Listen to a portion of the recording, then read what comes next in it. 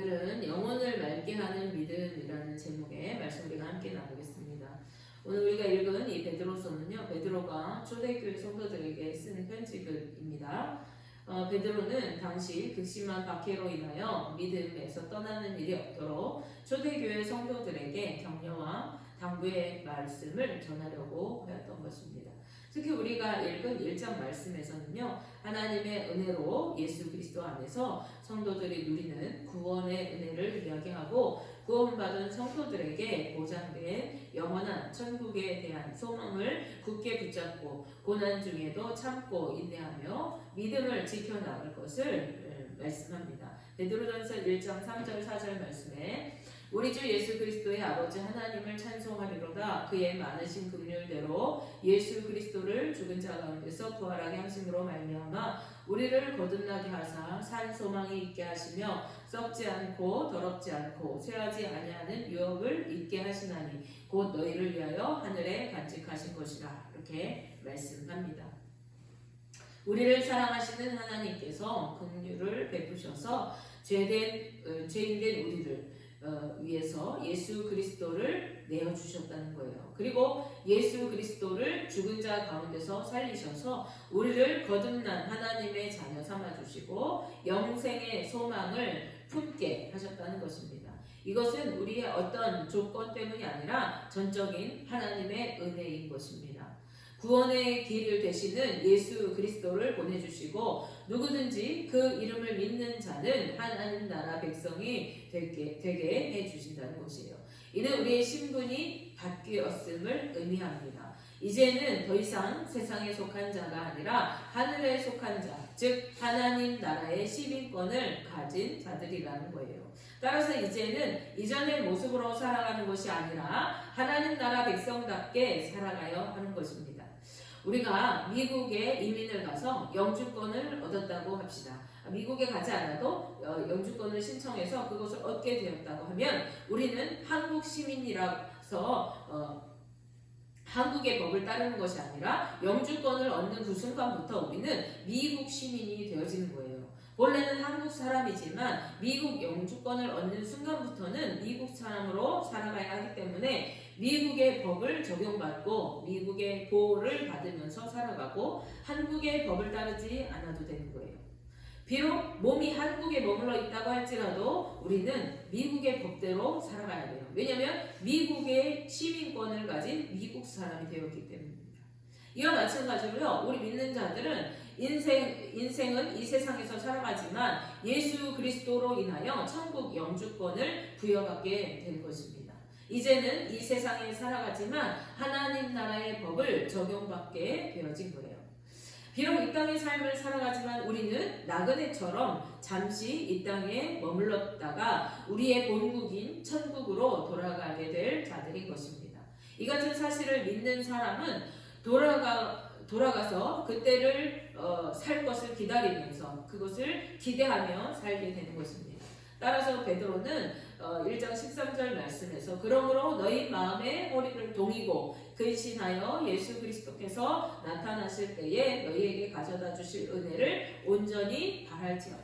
이렇게 말씀합니다. 예수 그리스도께서 나타나실 때에 우리에게 가져다 주실 은혜를 온전히 바라고 그것들을 소망하면서 마음의 허리를 동이래요. 복음을 받았으니까 이제 마음의 허리를 동이고 복음에 걸맞는 삶을 살아가면서 예수님께서 오실 때까지 믿음으로 살아갈 것을 명령하고 있는 것입니다. 허리를 동이는 것은요, 당시에 전쟁에 나가기 위해서 의복을 이렇게 정비하거나 위급한 상황을 대비해서 만반의 준비를 하는 것을 의미합니다. 이스라엘 백성들이 애굽에서 출애굽하던 그 밤에 그들은요, 허리를 동이고 발에 신발끈을 고쳐매고 언제 주님이 명령하셔도 곧 일어나서 그 길을 나설 수 있도록 만반의 준비를 하고, 그런 다음에 그런 상태로 긴장 속에서 유월절 어린 양을 잡아서 쓴 쑥과 함께 먹었던 것을 우리는 성경을 통해서 알 수 있습니다. 그것은 왜 그래요? 언제든지 주님이 가라 하시면 뛰쳐나갈 수 있도록 만반의 준비를 하기 위한 것입니다.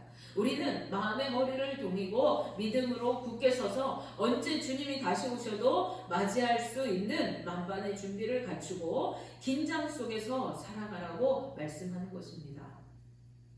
우리가 그때를 기다리고 소망하며 사는 자들은요, 지금 고난이 있고 환난이 있고 믿음 때문에 힘들어져도 흔들리지 않는 믿음으로 단단히 믿음을 부여잡고 복음에 합당한 삶을 살아가야 한다 하고 오늘 베드로가 말하고 있습니다. 그렇다면 복음에 합당한 삶은 어떤 삶이겠습니까? 바로 말씀대로 살아가는 거룩한 삶입니다. 1장 14절 15절 말씀에 너희가 순종하는 자식처럼 전에 알지 못할 때에 따르던 너희 사역을 본받지 말고 오직 너희를 부르신 거룩한 이처럼 너희도 모든 행실에 거룩한 자가 되라. 이렇게 말씀합니다. 이전에는 알지 못했기 때문에, 주님을 알지 못했기 때문에, 영원한 천국이 있다는 거 알지 못했기 때문에 내 사욕을 따라서 욕심대로 쾌락을 쫓아서 살아가고 내 멋대로 살았어요. 그런데 더 이상 세상을 따라서 자신의 정욕과 욕망과 옛 본성을 따라서 살아가지 말고 순종하는 자식처럼, 부모의 말에 순종하는 자식처럼 여호와 하나님의 뜻대로 순종하여 살아가면서 우리를 부르신 하나님께서 거룩하신 것처럼, 하나님이 거룩하신 것처럼 하나님의 자녀된 우리들도 거룩한 행실로 살아가라고 말씀하고 있습니다. 거룩하다는 말의 뜻은 구별되다라는 의미가 있죠. 그 뜻이 있기도 하지만요, 깨끗하다, 성결하다 하는 의미가 있습니다. 하나님은 죄가 없으신 거룩하신 분, 성결하신 분, 깨끗하신 분이에요. 그와 마찬가지로 우리 믿는 성도들도 죄의 속성을 따라서 살아가는 것이 아니라 죄를 따라 살아가는 삶은 어떤 삶이에요? 부정하고 더럽고 추한 삶이죠. 그런 삶을 사는 것이 아니라 하나님의 뜻을 따라서 성결하게 깨끗하게 살아가기 위하여 마음의 긴장의 끈을 놓지 말고 살아가야 합니다. 하나님은 우리가 살아가는 모습대로 심판하시는 분이시기 때문에 그렇습니다. 우리의 살아가는 행위의 모습을 보시고 심판하신대요. 1장 17절 말씀입니다. 외모로 보시지 않고 각 사람의 행위대로 심판하시는 이를 너희가 아버지라 부른즉 너희가 나그네로 있을 때를 두려움으로 지내라. 이렇게 말씀합니다. 우리가 아버지라고 부르는 하나님은 어떤 하나님이라고요? 우리의 외모를 보시지 않고 우리의 행위대로 심판하시는 하나님이시래요. 그 사람의 혈통이 어떤지, 학벌이 어떤지, 부유한지 가난한지, 건강한지 병들었는지, 그 모습이 예쁜지 안 예쁜지 그런 것은 하나님께 아무런 조건이 되지 못합니다.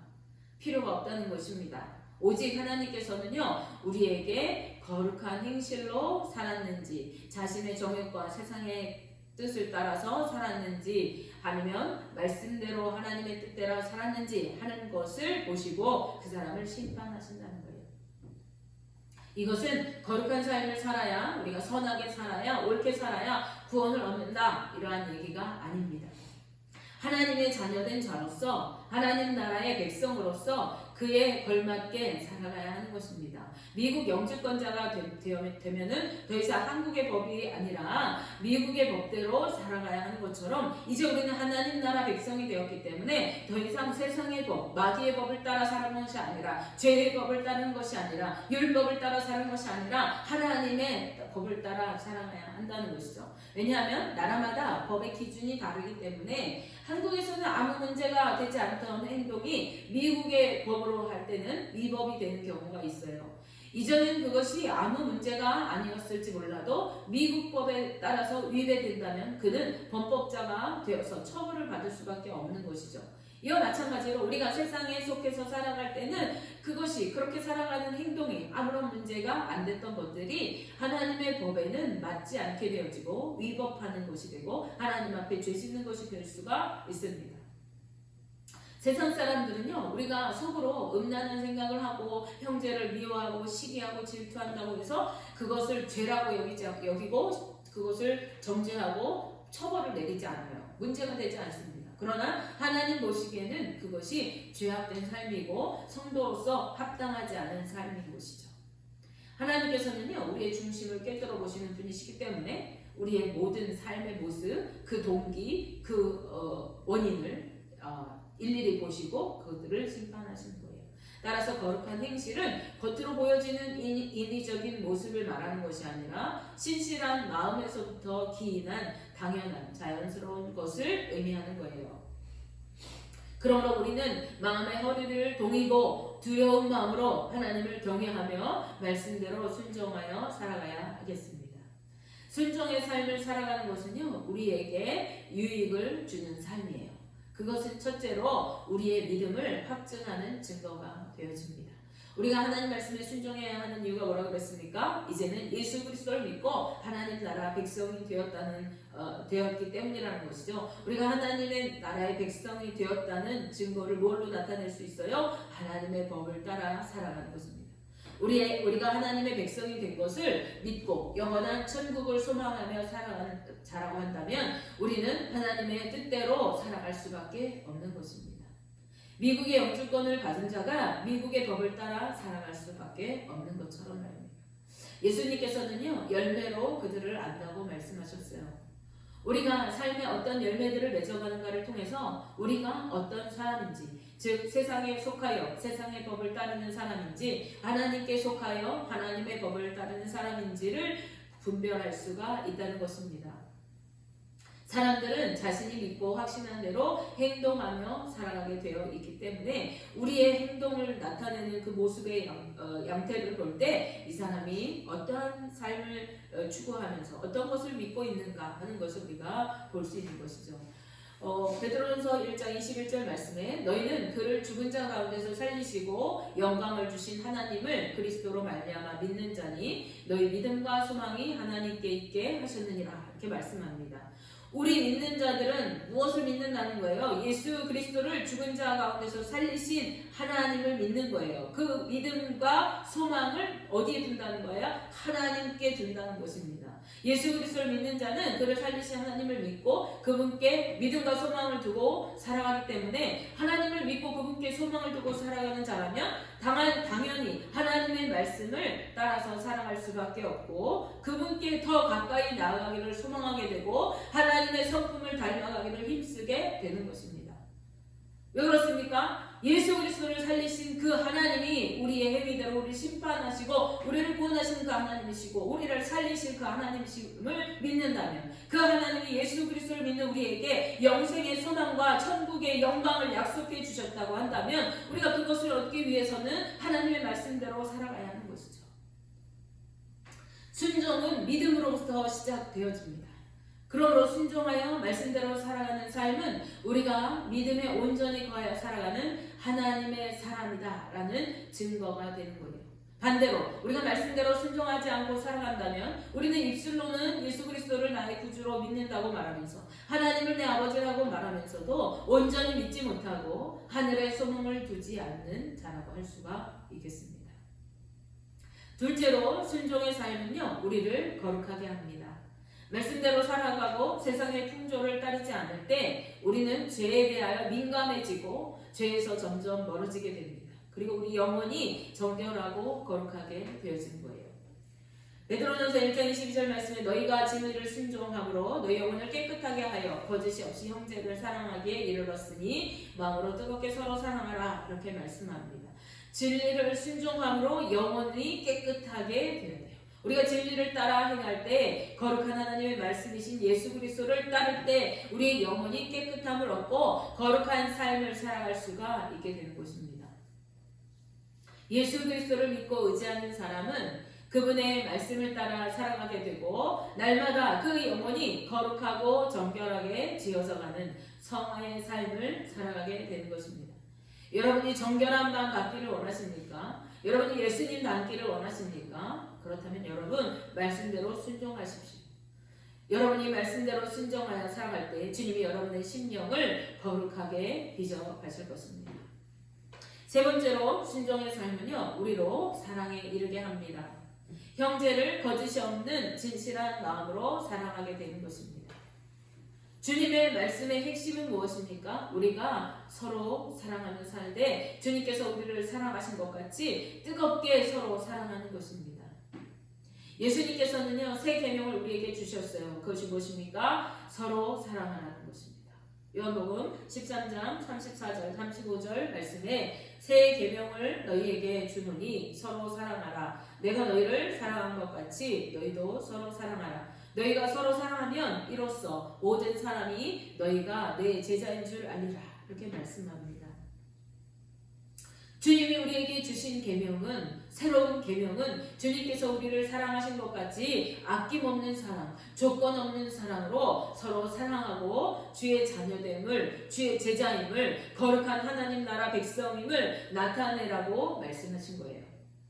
따라서 순종의 삶은 깨끗한 영혼과 마음으로 서로 아낌없이 사랑하고 하나님 나라를 이루게 하는 것입니다. 우리는 이 사랑으로 세상에 하나님의 영광의 빛을 비추고 하나님 나라를 드러내야 합니다. 또한 우리를 사랑하시되 죽기까지 사랑하신 예수 그리스도의 사랑을 나타내고 그 사랑을 세상을 향하여 흘려보내서 세상을 따뜻하게 물들이는 소금과 같은 삶을 살아가야 하는 것입니다. 세상은 날로 완악해져 가고 사랑이 식어져 가고 음란해져 가고 타락해져 갑니다. 그럴 때 우리 믿는 성도들은 이러한 사랑으로 세상을 따뜻하게 데우는 삶을 살아야 하는 거예요.